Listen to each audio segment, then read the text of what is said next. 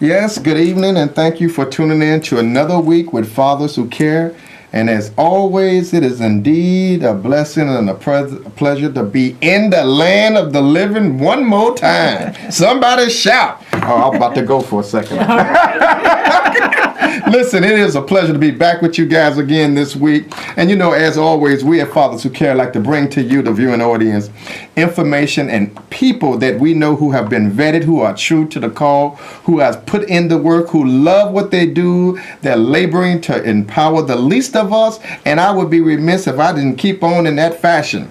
Listen, I may be presenting to some and introducing to others tonight, but you should know this individual on the side of me's face. You should know who she is. That's our Senator, Senator Patricia Van-Pelt of the 5th Senatorial District. And we're going to talk to the Senator in a few minutes, and we're going to talk specifically about what can we do to engage, to enlighten, and to empower people of our community. You know, I'm really kind of heavy-hearted about a few things today because, you know, this week has been really kind of emotional with me because I was actively involved just yesterday and the other with this young fellow who they say they found in the garbage, burnt up, right? Well, those people were from our church.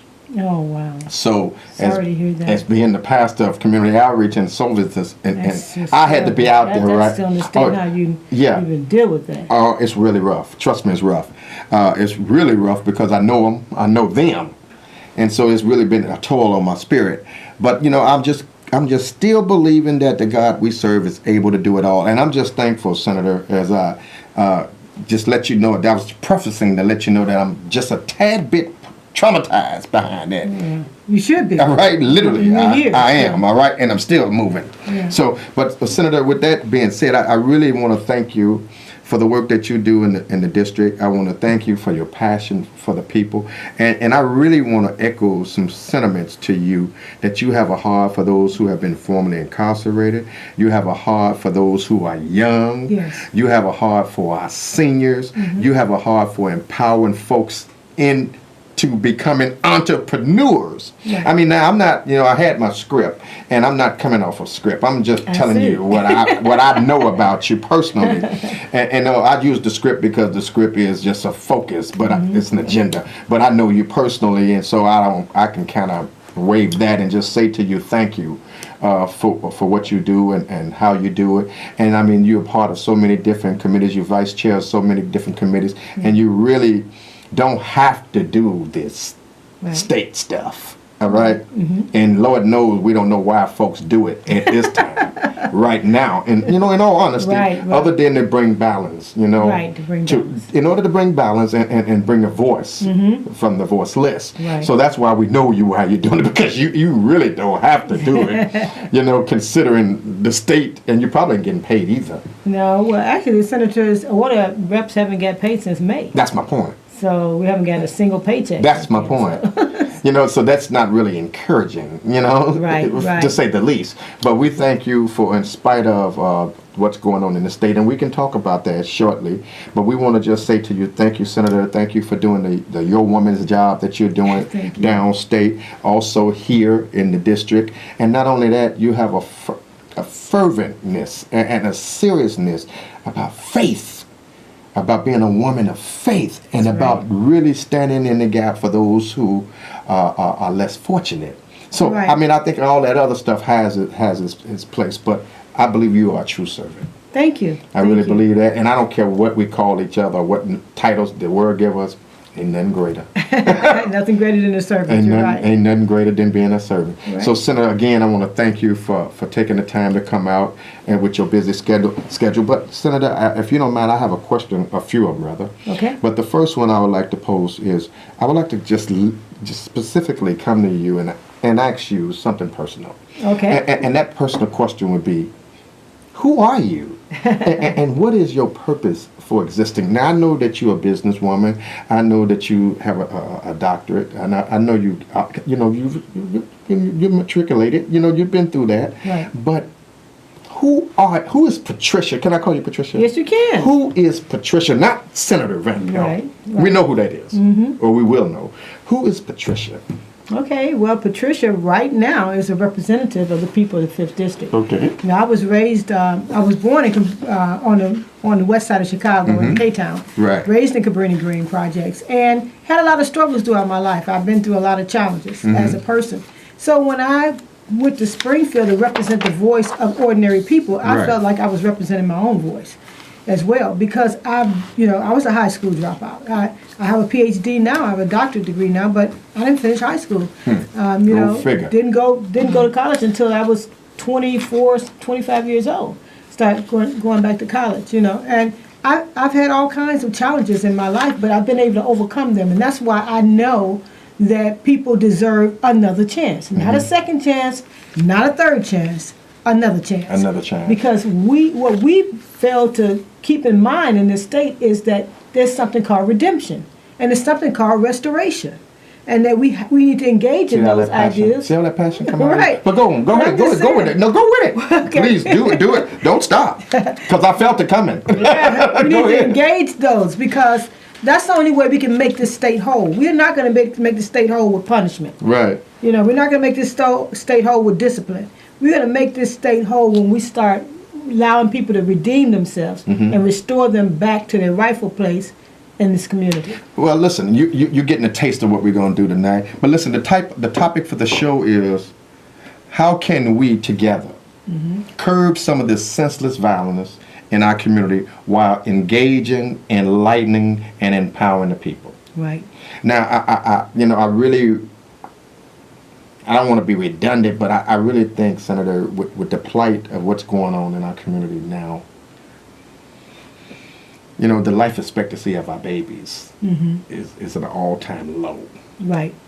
And so if you have to be heartless not to understand what's going on. That's right. I mean, this is beyond. Not to care. Yeah, and not to care, absolutely. This is beyond comprehension. This is way out there somewhere, all right?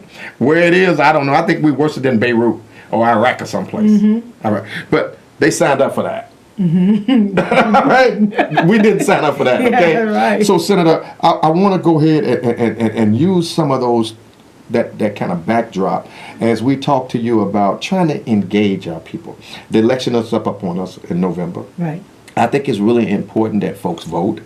So we want to inquire from you, why should people vote? We want to know what's going on in the district. We want to know the state of Illinois, because we really don't know. And we don't even know what the budget is. We heard something about it as a stopgap and this and that, and we really don't know. So we relying on you to tell us, to educate us, and you guys can call us at 312-738-1060, 312-738-1060. We have, as you see right there in front of us, the lovely State Senator Patricia Van-Pelt of the 5th Legislative District, and we want you to give us a call and share with us, what can we do to possibly reduce violence, substance abuse, while engaging, enlightening, and empowering our people.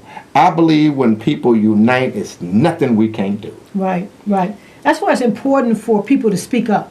One of the things I used to do, even before I became a state senator, I used to march against violence. I would go down to Springfield and fight for changes in legislation. I fought for changes in the education system, because I understood that if we didn't help ourselves, nobody was coming to help us. And I felt that it was important for me to raise my voice. And so I tell people now, I'm in the Senate, I'm one person, but I need your voices to be amplified. What makes us powerful is that we show up. Now, one of the things I found out in the last election is that, because people always say black people don't vote, that's the reason why we're in this state. But in reality, 58% of the voters, even though we don't make up 58% of the population, 58% of the voters were black. Okay. So that just tells me that black folks are voting. They are voting. See, it's not that we don't care. It's not that we just put up with these things. There are a lot of structural problems in our community that cause a lot of these challenges to happen. But one of the things I think is important and that we've been missing, and just running over to the budget, just trying to get in as much as I can. Go ahead with the budget. We lost all of our after school, basically, the vast majority of our after school programs. We lost those because the governor would not sign any of the budgets that included after-school programs. Like the Teen Reach, right, Teen Reach, right, DHS program, okay. Any after-school program. Anything after school. And also Redeploy Illinois, which is a program that diverts youth out of prison, the prison pipeline, instead get them an opportunity to, get other types of other ways of restoring or doing right restitution, rather than going to prison. That was shut down in 23 counties. Okay. And then, even our schools being starved for all that period of time, And so a lot of people tell me, what can you do to get us past this impasse? Well, the only thing I can do to get past this impasse is agree with the governor. And if I agree with the governor, we're going to lose a lot of the ground that we made.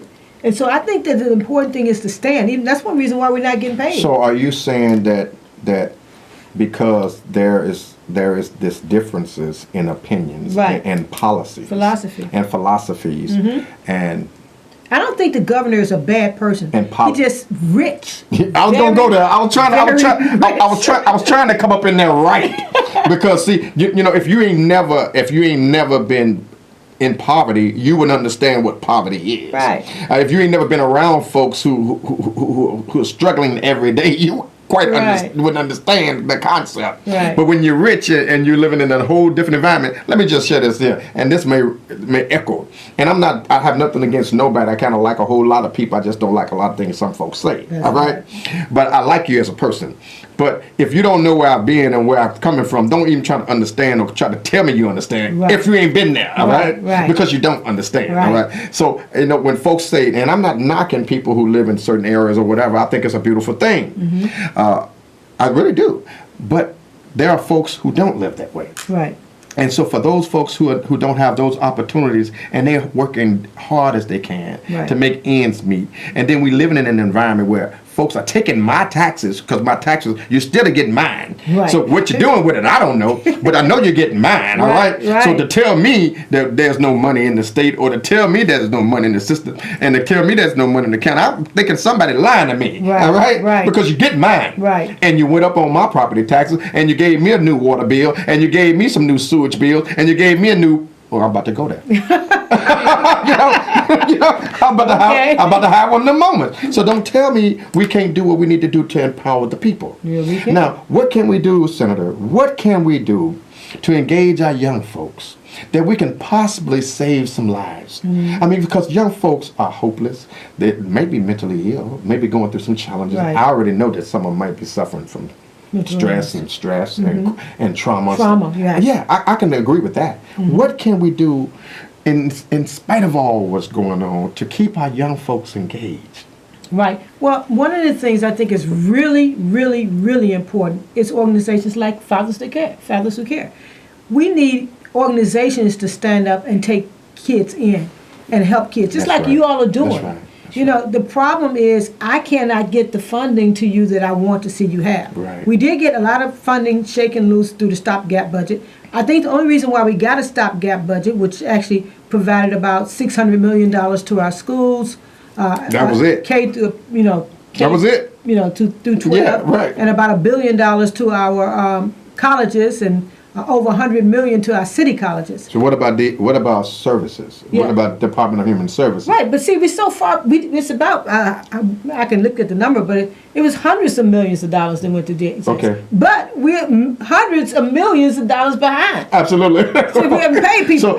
So you're really trying to catch up. We're trying to catch up. Right. And the issue is, I've talked to people all across the district, and the people want those services to be available for the seniors.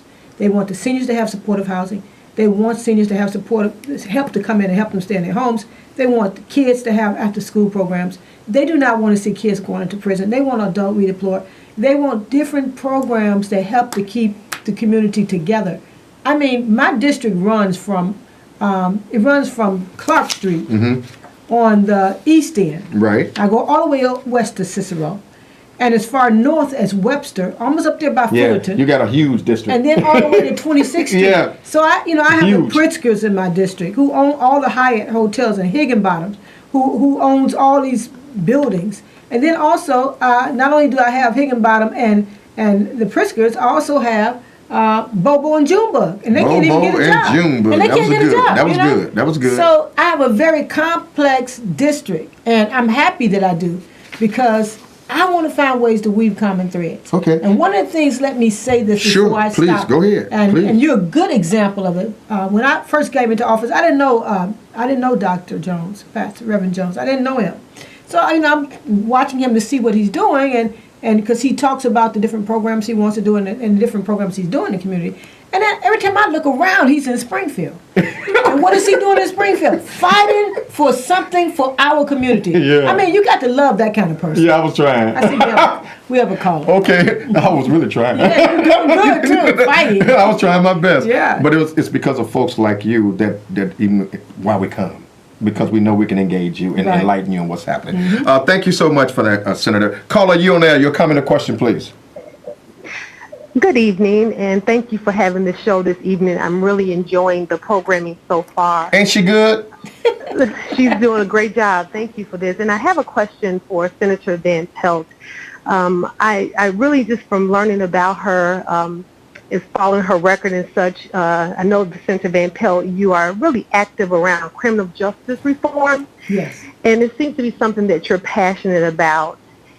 And I wanted to know if there's any legislation that you wanted to share with us that we may need to know about, anything from the past session or the upcoming session that's important for us to know for our youth, because we know that there are a lot of our youth that are incarcerated right now because they don't know their rights. Thank you so much for that question. Want to share with us? Thank you so much for the question. Did you get it? Yeah. So she wanted to know about criminal justice, past legislation, new legislation, and then you can also kind of take that segue and talk about the different legislations that you presented. Right. Okay, great. Well, you know what? That's my passion. I actually ran for office because I felt that the criminal justice system was doing an injustice to our community. Because when you actually go down to the Cook County Jail or even in the prisons, you don't see justice, you just see just us. So that's a problem. You know? And I know that people should pay a price for what they do, but everybody's not paying the same price. And everybody's not paying as long as other people are paying. So I think one of the things, if you're going to have justice, it's got to be justice for one, justice for all. Absolutely. Not justice just for some and the other ones get whatever's left.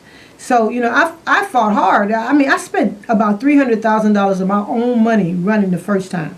And I mean, I was all the money I had saved. I had actually gotten that money from when my daughter she passed, she was killed in a plane crash. And I had gotten money from that. And I actually I hadn't even spent all of the money. I had some of it saved. And I just got tired. I just got the silence around the issues that we were struggling with was so loud to me that I just couldn't bear it. You know, so I wanted to just, whatever I needed to do to try to help change things, I wanted to do it. So I ran for office because violence is running rampant in our communities. Our schools are underfunded, and our teachers don't have enough. They don't have enough support. And closing. Right, and so people are moving because they know that they can't get the support they need. And on top of it, our men are in prison. Large numbers of our men are in prison, and they don't have a way to get back in. So I fought hard for legislation to improve criminal justice reform, and we can talk about that a little later. I have several bills that I passed. That's what I mainly do. I focus on that. Can they go to the senatorvanpelt.com and get additional information on pieces of legislation because you do have the legislation, you know, and I was at the press conference that you invited me to when you introduced some of this stuff. But let's go for another caller. Is it okay? Great. Caller, you on there, your comment and question, please. We have Senator Van-Pelt, state senator from the 5th Legislative District. Hello? Hello? Yes. Hello? Yes. You know, I have more of a comment than a question. What is it? When you put enough things on TV to scare people, it works. All I hear on the news is black folks robbing, black folks pillaging. White folks ain't breaking laws. Every single day it's just black folks. And when you get enough of that stuff, you become desensitized, and then you almost root for the police killing people. Well, you know, and to me, it's so unfair and so biased. Every day on the news, it's the same thing. Well, let me explain something to you. You're absolutely right. But we're going to allow the senator to expound on the comments she just made. And you are so correct. You know, it's unfair the way they're portraying us as a community. And in fact, they make it seem like in fact, they try to talk about violence being worse than ever. But 10 years ago, we had double the murders that we have now. And they're not all from black people.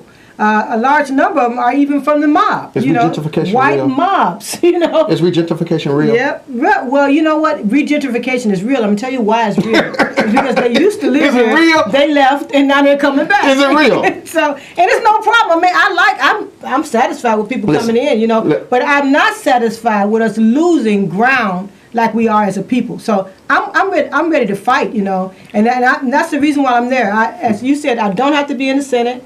I have enough income and enough education to do something else, and on top of it, not even paying us. But I'm there because somebody got to stand in the gap for us. Okay, let's get this next caller, Okay. and then you can still elaborate on some other thoughts. Okay. Caller, you on the air, please. Good evening. Good evening. My name is Joe. I'm a person with a disability, and the one thing that I know is around the state, especially the state government, when it comes to different types of services that help people with disabilities, it has been cut. And when it comes to certain things that people would need, when they go to these places and say, I can't help you, and they give you, because of the money that the situation like downstate, Yes, sir. I hear more excuses what a virgin would give on a wedding night. And people need certain types of services to help them. Now, it's enough for you Democrats there downstate where you can override the governor. And the only thing I hear a lot of times is like lip service. Okay, Joe, give me your question. No, I'm just saying, why when it comes towards services to help people with disabilities, that their service being cut, but yet they can have money towards drug addiction? Not talking about people that can help themselves. If they don't know how to help themselves, they up the creek without a paddle. That's Okay, right. hold on. Let's see what the senator got to say. Hey, Joe, thank you for the comment. Did you get it? Yep, got it. So Joe, you are so correct. And, in the Senate, we do have enough Democrats to override the governor. And we override him regularly. The House does not. So under Madigan, they always try to like Madigan is doing all these terrible things. He doesn't even have enough people in the House that are Democratic, that vote Democratic, that can override the governor. That's why a lot of these things are cut. Now, if we succumb to the governor and give him his desire, you will never get those services. But as long as we stand up and fight, we have a chance, we have a great opportunity to be able to meet the needs of those that are needed most, like people that are disabled, the senior citizens, and our youth. And I think that's the most important thing we can do, is reach out and care for those that are most vulnerable. And so Joe, I hear you 100%, and you're right. So, Senator, if someone was trying to get in touch with your office, I think your office is located at 1016 West Jackson. Right, 1016 West Jackson. And so that's all they have to do is just contact that office. Right. Well, if they can put the phone number up, I don't know if they It's have 312-888 9191. 9191. But you can always go right to my website, www.senatorvanpelt.com. Right. And you can reach me right through that website anytime. And call at 312-888-9191. So, Senator, let's do this because we have a couple minutes and then we have to shut the show down. But we want to thank all of you all for watching and for calling in. And we want to encourage you to stay involved. I mean, we got activities coming up. We got the October the 3rd Annual Anti-Violence and Substance Abuse Prevention Day that we hope you can make it to, Senator. Yes. It's our annual day that we all come together and we highlight and accentuate the positive that can come from family, from community, from all of us working together. Right. So we bring in people of hope, people of faith, and people of commitment and leadership together to empower each other and talk about ways and exchange information on empowering our individuals. Senator, your office again is 1016 West Jackson. Your number is 312-888-9191. And go to www.senatorvanpelt.com. So close us out, Senator. Way. Give us something that you'd like to share as we close out this show. Well, I just like to say, don't give up. And understand that there are people fighting for you in Springfield. I'm not the only one. The Black Caucus is strong. They're fighting, and we're not giving up. We're not going to quit. We're going to fight until we get exactly what our people deserve and need. We paid our taxes. The seniors have paid the price, and they've done the work. The youth, they need our support. So you can count on us to be there. So stay involved. Now, Senator, we got 20 seconds. Is it important to vote? Yes or no? Absolutely. Should we vote our consciousness? Yes or no? Absolutely. Should we vote our interests? Yes or no? Absolutely. Should we vote for Donald Trump? Yes or no? Oh, no. I was going to get you, Donna. I was going to get you, Donna. Listen, vote. Just vote. Yeah. Vote your consciousness. Vote for what's right, but vote for our babies, all right? If you do nothing else, vote for our babies, that our baby have a vital future. So we want to thank you for tuning in tonight. We want to thank you, Senator Van-Pelt, and those who call. We hope to see you next week, same time, same station. Listen, God bless you. God keep you. Keep doing the good work. And remember, hope is real. Hope is real. Keep hoping, keep believing, and all is well until we see each other again next week. God bless you. Good night, and keep the faith. We thank you so much for your time.